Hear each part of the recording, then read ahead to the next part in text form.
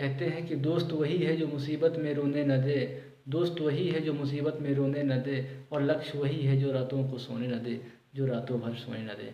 दोस्तों चलिए हम आज लेके हाजिर हुए हैं अध्याय 2 का ही आखिरी पार्ट। इसमें हम पढ़ेंगे निम्न द्विघात बहुपद के शून्य ज्ञात कीजिए। पहला है x की घात 2 माइनस 3 और दूसरा है t की घात 2 माइनस 15। तो पहले हम फर्स्ट नंबर को सॉल्व करेंगे।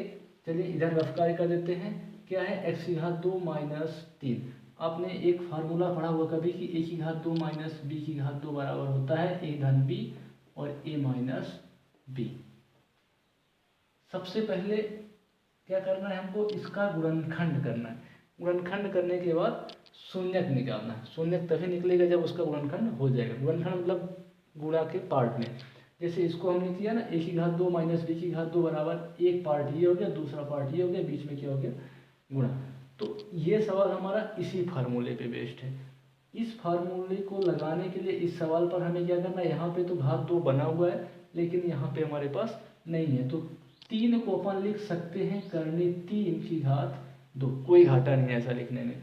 तो हम क्या करेंगे कि x की घात 2 को चुपचाप कॉपी कर देंगे, लेकिन 3 को √3 टू द पावर 2 कर देंगे।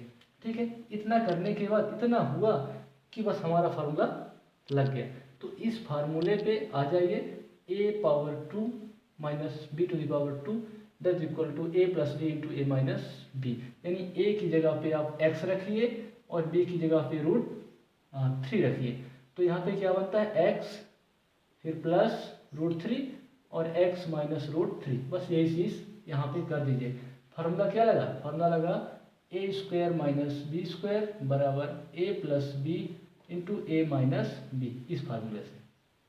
ठीक है, तो ये बन गया आपका x धन करनी 3 x माइनस करनी 3, गुणनखंड हो गया।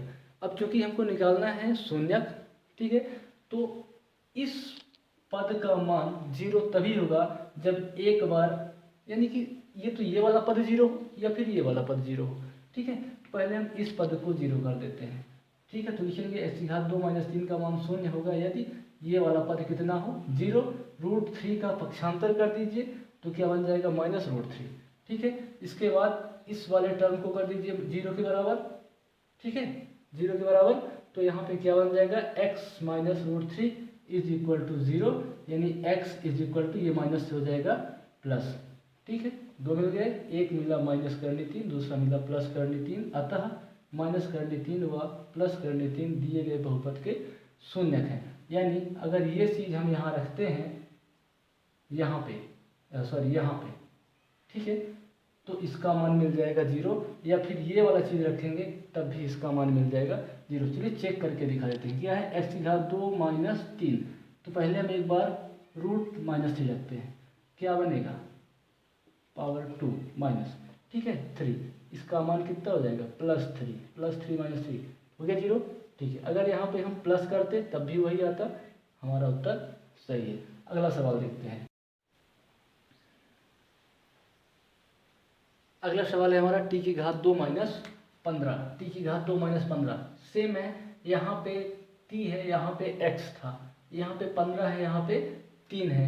फार्मूला वही लगेगा आपको, t स्क्वायर माइनस 15। अब इसका घात 2 बनाना है तो यहाँ पे करने लगा के घात 2 कर दीजिए। ठीक है, कर दिया गया। इसके बाद वही फार्मूला लगाइए, a की घात 2 माइनस b की घात 2 बराबर a धन b और a माइनस b। तो t की जगह पे a की जगह पे इस बार t है, पिछली बार x था, पिछले सवाल में x था, इस सवाल में t है। b की जगह पे पिछले सवाल में √3 था, इस बार √15 है, तो यहाँ पे बन जाएगा t प्लस √15 और t माइनस √15। ठीक है, वही चीज़ कर दिए हैं, t की धन करनी 15 और t माइनस करनी 15। अब इस पूरे पद का मान 0 होगा। कब 0 होगा, जब ये वाला पद आपका 0 हो या ये वाला पद 0 हो। तो पहले हम इस पद को 0 करके निकालते हैं। यदि t धन करनी 15 बराबर 0, ठीक है, तो इस करनी 15 का पक्षांतर करेंगे तो क्या बन जाएगा, माइनस करनी 15, ये हो जाएगा एक शून्यक। दूसरी बार में क्या करेंगे, इसको 0 के बराबर कर देंगे तो ये हो जाएगा टी माइनस करनी 15 बराबर 0, करनी 15 पक्षांतर प्लस करनी 15, दो मिले माइनस करनी 15 प्लस करनी 15, अतः माइनस करनी 15 व करनी 15 दिए गए बहुपद के शून्यक हैं। यानी इसमें हम यदि माइनस करनी 15 रखें या प्लस करनी 15 रखें, इस पूरे का मान कितना हो जाएगा, लड्डू गोपाल हो जाएंगे, 0 हो जाएगा।